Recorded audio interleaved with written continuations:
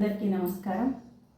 ముందుగా బ్రహ్మర్షి పితామహ పత్రేజీకి స్వర్ణమాల పత్రి మేడం గారికి ఆత్మ ప్రణామాలు తెలుపుకుంటూ, అలాగే బ్రహ్మర్షి తటవర్తి రాఘవరావు సార్కి, బ్రహ్మవిద్వరిష్ట రాజలక్ష్మమ్మకి ఆత్మ ప్రణామాలు తెలుపుకుంటూ, ఈరోజు రాజలక్ష్మమ్మ సందేశం పంచబ్రహ్మలు అంటే సాధకులకు సాధన చేస్తున్న పంచబ్రహ్మల వల్ల ఆత్మను తెలుసుకోలేకపోతున్నారు.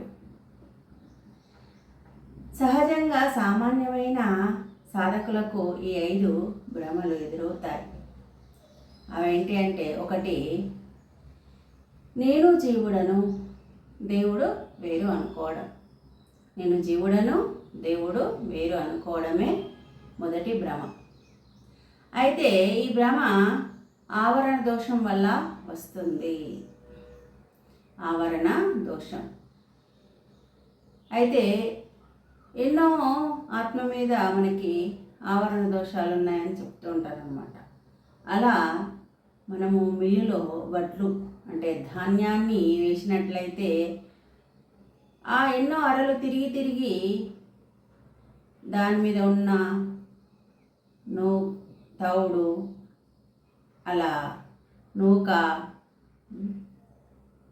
పొట్టు, ఊక పొట్టు, మళ్ళీ నూకలు, అట్లా తౌడు, దూగడ, అట్లా వెళ్ళిపోతూ స్వచ్ఛమైన తెల్లని బియ్యము నున్నగా మనకి వస్తున్నాయి. అలాగే మానవులు ఎన్నో అడ్డంకులు సాధన చేసినప్పుడు ఎన్నో అడ్డంకులని దాటుకుంటూ ఈ సాధనను వదలకుండా మనం చేసినప్పుడు మనకి ఆత్మ తెలియపడుతుంది మనకన్నమాట. అంటే సాధన ఆపకుండా చేస్తూ ఉండాలి. అప్పుడే మనకు నేను దైవాన్ని, నేను జీవుడు కాదు దేవుణ్ణి అనేది తెలుసుకుంటాం. ఇంకా రెండవ భ్రమ ఏంటంటే, సత్యమైన ఆత్మ యొక్క యథార్థం మనము తెలుసుకోలేకపోవడం. చూడండి, అద్దంపై దుమ్ము ఉన్నప్పుడు మన ముఖము స్పష్టంగా కనిపించదు. ఎప్పుడైతే మనము అద్దం మీద దుమ్మును తుడిచేస్తే మన ముఖము స్పష్టంగా కనిపిస్తుంది. అలాగే మన ఆత్మ పైన మలినమైన మనస్సు చేరుకొని ఉంది. ఆ మనస్సు మలినాన్ని తీసేస్తే అప్పుడు ఆత్మ తెలియబడుతుంది.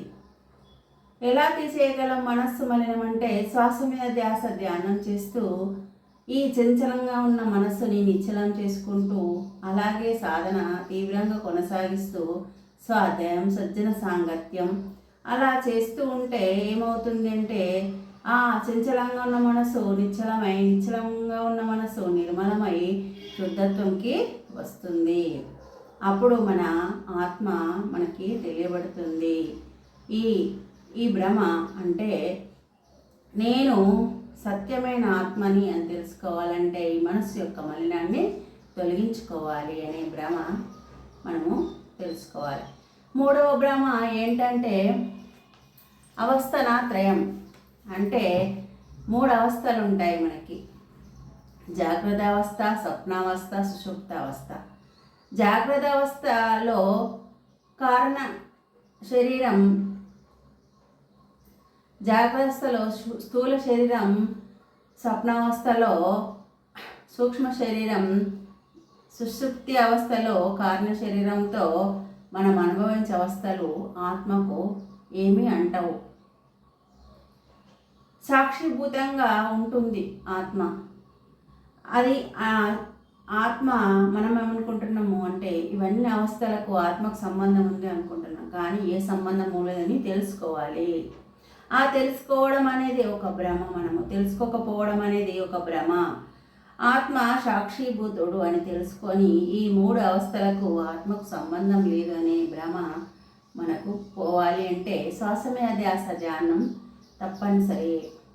అలా 4వ భ్రమ ఏంటి అంటే, జగత్తు వేరు ఆత్మ వేరు అనే భ్రమ. ఈ జగత్తంతా వేరు ఆత్మ వేరు అనే భ్రమ. విచారణ చేసినట్టయితే మట్టితో ఎన్నో రకాల కుండలు చేస్తాం, కానీ మట్టి ఒకటే.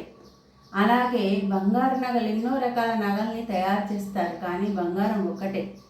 అదేవిధంగా ఈ ఆత్మ నుంచి వచ్చిన ఈ జగత్తంతా ఎన్నో రకాలుగా ఉంది, కానీ ఆ జగత్తులో ఆత్మ వల్లనే జగత్తు సృష్టింపబడింది అని తెలుసుకోవాలి.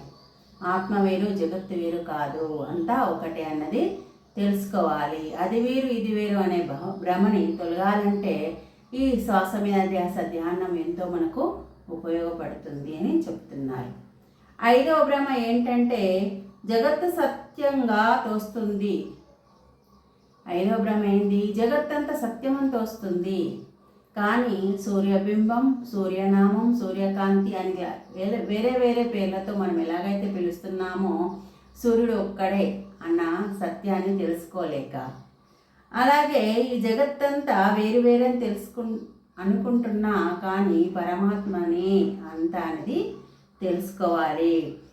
అంతా పరమాత్మ నుంచి ఉద్భవించింది అనేది జగత్తంతా.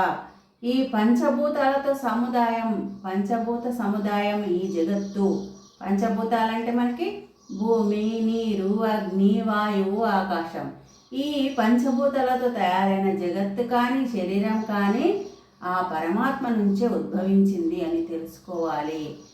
ఉద్భవించలేదు, ఇదంతా జగత్తు వేరు, నేను వేరు, అంటే ఆత్మ వేరు, జగత్తు వేరు అనుకుంటూ మనము ఈ భ్రమలో ఉండిపోయి ఆత్మను తెలుసుకోలేకపోతున్నాము.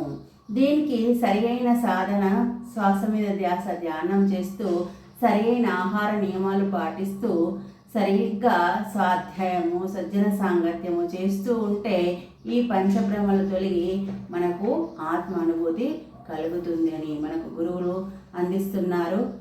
Thank you.